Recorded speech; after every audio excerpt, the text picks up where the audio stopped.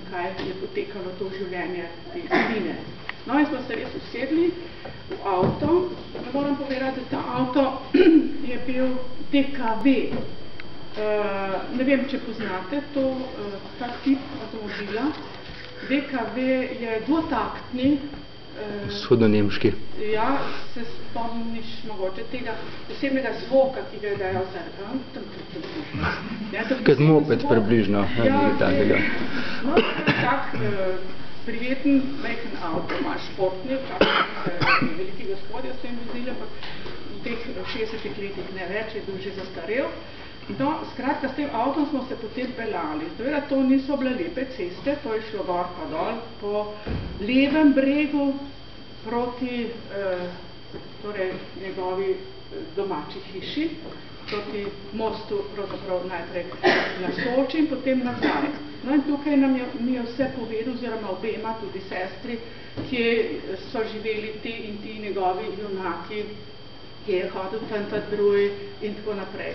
No in potem smo se gor in dol vozili, potem smo se zapeljali mimo mosta na Soči, nazaj na levi breg, no in tam je bil en viseči most in Kosmač se je tako z užitkom pognal z avtom čez viseči most. Veste, kakšen je viseči most, ne?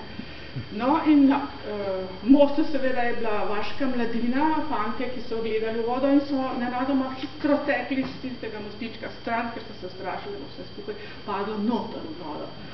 Tam so taki rahli valovi tudi, torej vzvalovene kamni so noter.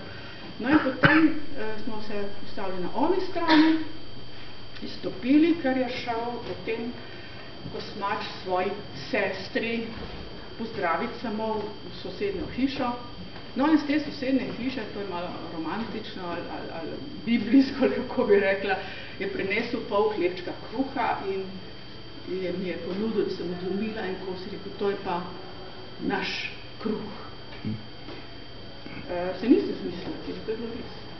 No in potem me je peljal, oziroma smo šli vsi trije do domače hiše, tam smo izstopili, smo se ogledali hišo od njegovo bivšo sobico in smo seveda stopili ob Idrico, to je ena žlahtna, ljubezniva, čarobna reka in smo se tam pogovarjali. Nato smo šli spet nazaj, odložili to sestro njegovo, spodnji Idriji in mimo Idrije smo šli proti Logatcu. No in ta pogled, ko smo šli proti Logatcu, je bilo proti večeru,